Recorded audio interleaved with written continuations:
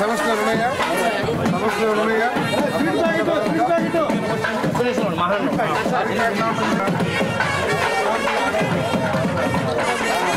నెల నుంచి 4,000 రూపాయలు నీకు ప్రతి నెల ఇస్తాం. ఈ విధంగా ఇంటికి వచ్చి ఇస్తారు.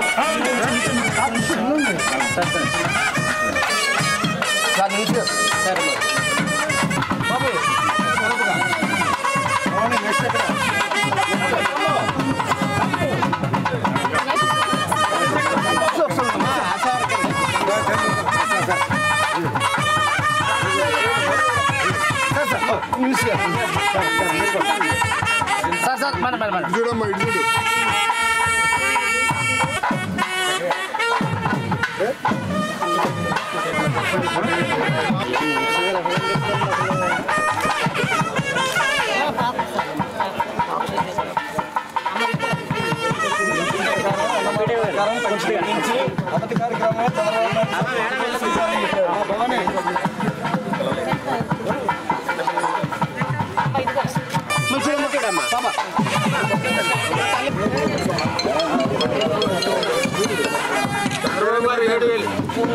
చంద్రబాబు గారు 7,000 ఇస్తున్నారు అందరికి, ప్రజలందరికీ ఒకసారి పెంచారు. సంతోషమే కదా. మన మినిస్టర్ గారు వచ్చి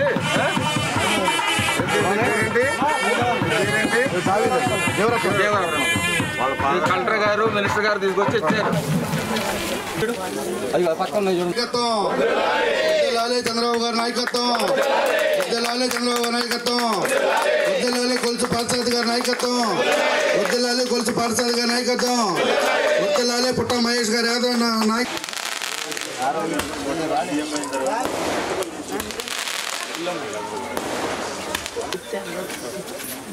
ఒక మంచి కార్యక్రమం, పేదవాళ్ళకి భరోసా కల్పించే కార్యక్రమం. ఈ కార్యక్రమంలో పాలు పంచుకుంటున్నందుకు నాకు చాలా సంతోషంగా ఉంది. ముఖ్యంగా మరి మొన్న గత నెల జరిగిన ఎన్నికల్లో మీరందరూ కూడా నన్ను ఆశీర్వదించి ఘనమైన విజయాన్ని చేకూర్చారు.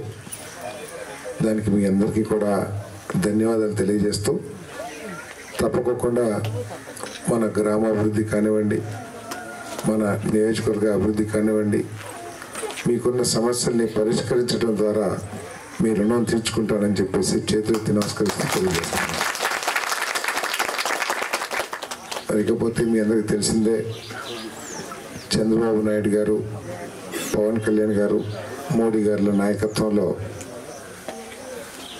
రాష్ట్ర చరిత్రలో ఎప్పుడూ లేని ఘన విజయాన్ని రాష్ట్ర వ్యాప్తంగా ప్రజలందరూ కూడా అందించిన విషయం మీకు తెలుసు.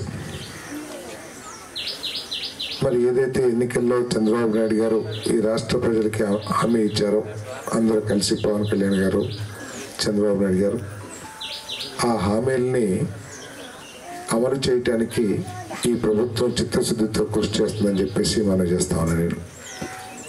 దాంట్లో భాగంగానే మొట్టమొదటి రోజు చంద్రబాబు నాయుడు గారు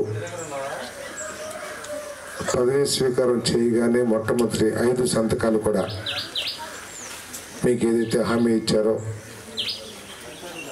పెన్షన్ల పెంపు కానివ్వండి, అన్నా క్యాంటీన్లు కానివ్వండి,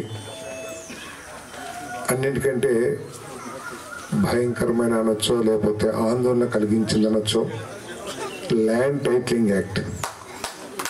ఈ రాష్ట్రంలో పేదవాళ్ళందరినీ పిడుగు పడ్డట్టు భయభ్రాంతులకు గురి చేసిన ల్యాండ్ టైటిలింగ్ యాక్ట్ని రిపీల్ అంటే రద్దు చేస్తూ, అదేవిధంగా ఈ రాష్ట్రాన్ని అభివృద్ధి చేయాలి, పారిశ్రామికంగా కానివ్వండి, లేకపోతే సాఫ్ట్వేర్ రంగంలో కానివ్వండి, అదేవిధంగా వ్యవసాయ రంగంలో కానివ్వండి, ఏ రంగం అభివృద్ధి చెందాలన్నా కూడా ఆ రంగాల్లో పనిచేసే సిబ్బంది యొక్క నైపుణ్యాల్ని పెంచుకోకుండా ఏదో పాత వరవడిలోనే వెళ్తే ఎక్కువ లాభాలు రావు, ఎక్కువ గిట్టుబాటు కాదు రైతులకు కానీ పారిశ్రామికవేత్తలకు కానీ అని, ఒక పారిశ్రామికంగా అభివృద్ధి చెందాలంటే ఆ పారిశ్రామికవేత్తకి మా ఫ్యాక్టరీకి తగ్గ మనుషులు పనిచేయగలిగిన నైపుణ్యం కలిగిన మానవ వనరులు అందుబాటులో ఉన్నాయి అని కనుక ఆలోచన చేస్తే వాళ్ళందరూ కూడా పరిశ్రమలు పెడతానికి వస్తారనే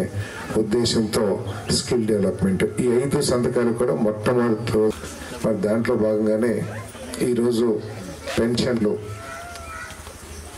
దాదాపు 65,18,000 మందికి 28 కేటగిరీలు వృద్ధాప్య పెన్షన్ కావచ్చు, అంగవైకల్యం కావచ్చు, లేకపోతే సీరియస్ డిజబిలిటీ అంటే మంచం మీద నుంచి లెగవలేని నిర్భాగ్యులు కావచ్చు, సో అనేక ఆరోగ్య సమస్యలు ఉన్న వాళ్ళు కావచ్చు.